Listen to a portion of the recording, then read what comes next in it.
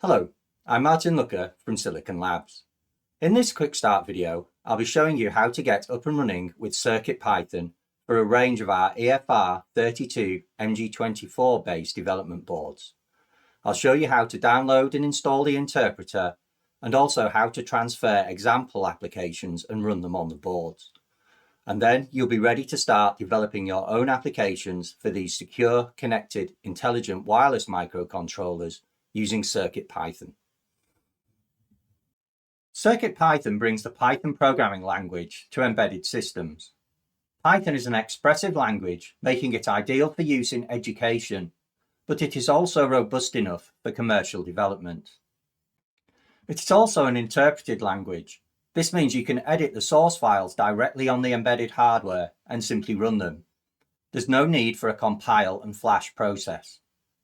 This rapidly speeds up development, and because code is on the device itself, you can move from PC to PC and continue working.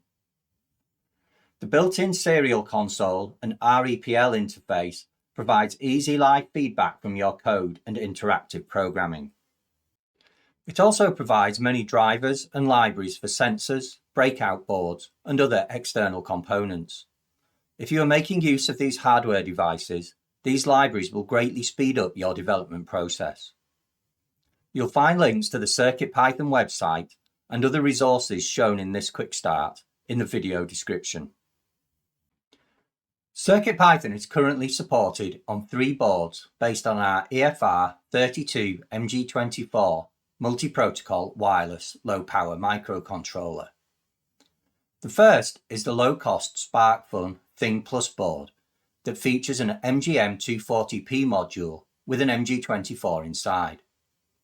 This entry-level board has a user LED on the board, but is expandable thanks to the quick connector and the ability to drop header pins onto the board. For portable power, you can attach an external battery. Next is the Silicon Labs XG24 Explorer Kit board, another entry-level board, this time with 2 user LEDs and buttons, in addition to a quick connector and the same ability to add header pins. It also features a microbus connector, allowing a range of micro-clicked peripheral boards to be slotted in for expandability. Finally, we have the Silicon Labs XG24 Development Kit board. This is a step up from the other 2 in that there is a wide range of sensors and peripherals on the board itself, making it a great platform for rapid prototyping.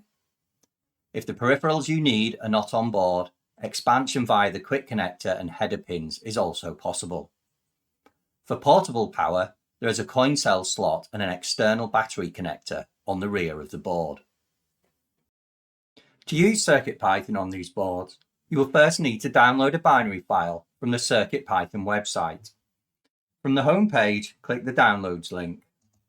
To find the downloads for Silicon Labs boards, enter Scilabs into the search box.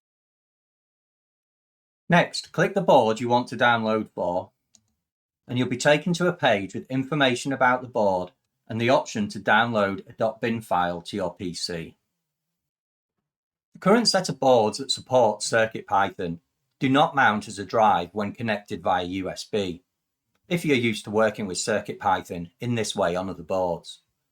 In order to get the binary programmed onto your board, you will need to use the standalone Simplicity Commander Flash programmer available from the Silicon Labs website. The link is in the video description. If you scroll down on this page, you'll find the downloads of Simplicity Commander here, available for a number of different platforms.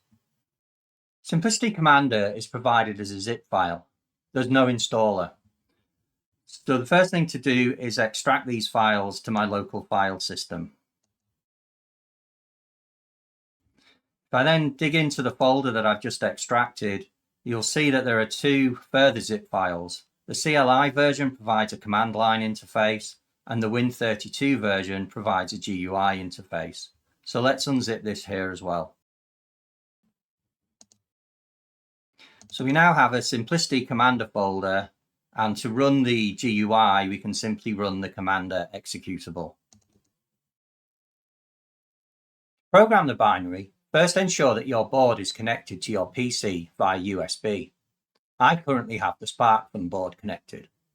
Start by using the Select Kit drop-down to select your board using its board ID. If you don't know your board ID, ensure it's the only board connected to your PC. The Device Info panel will give you some information on the connected board, but the Flash tab is where you can program the binary into the board.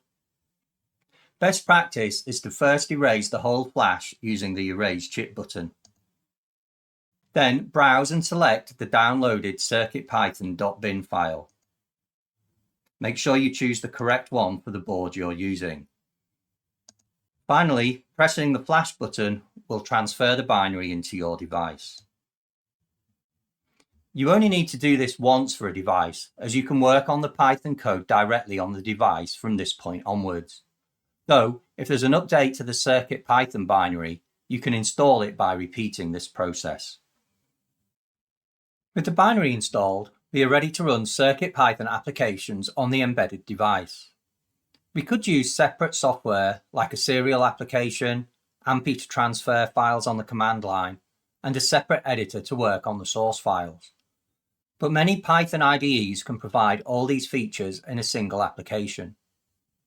Thonny is one application that provides all these features, including a convenient interface to transfer Python source code files into an embedded device and edit the files directly on that device. You can download installers for various platforms from the Thonny website.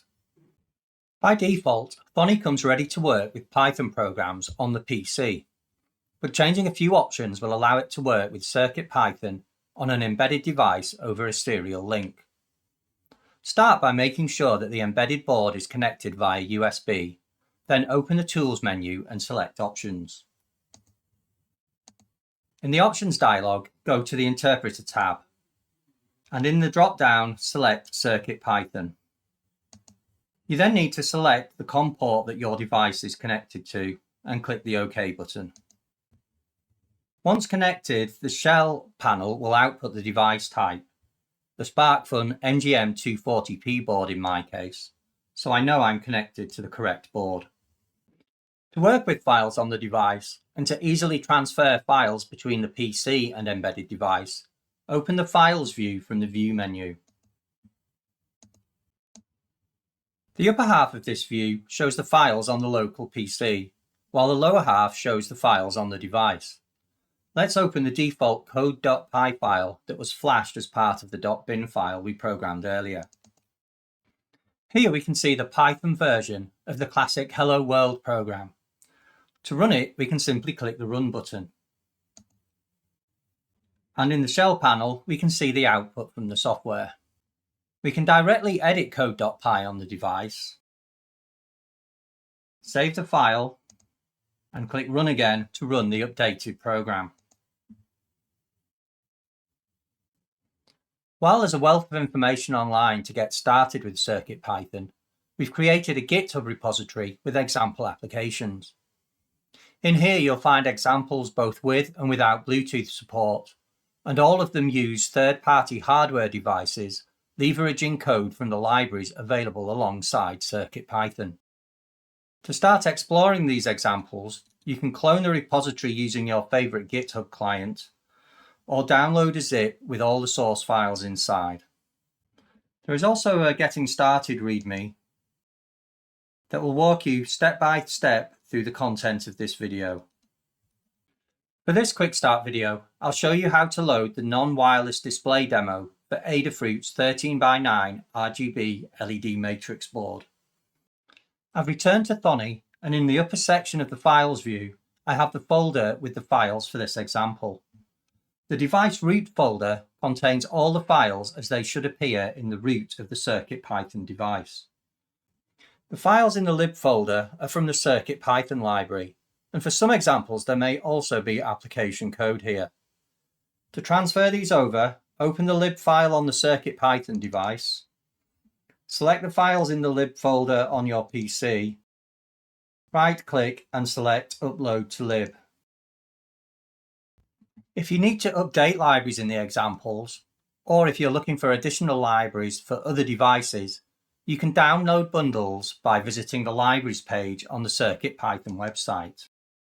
There is a pre-compiled bundle of libraries supported by Adafruit, which take up less space on a device, and also a bundle with the original Python source code in case you need to examine or alter it. There is an additional community bundle of libraries contributed by others but not supported by Adafruit if you are looking for even more devices. To use libraries from these bundles, simply copy the required files into the lib folder of your CircuitPython device. We can now close the original code.py file we were working on and reopen the replaced one on the CircuitPython device. And click the Run button to run it on the device. With my LED matrix board connected up to the SparkFun board using a quick cable, we can now see the scrolling text message on the LEDs. And that brings us to the end of this quick start. You should now be ready to start creating CircuitPython applications on the MG24 microcontroller boards. If you're looking for further help, information and downloads shown in this video, check out the video description for the links. Thanks for watching.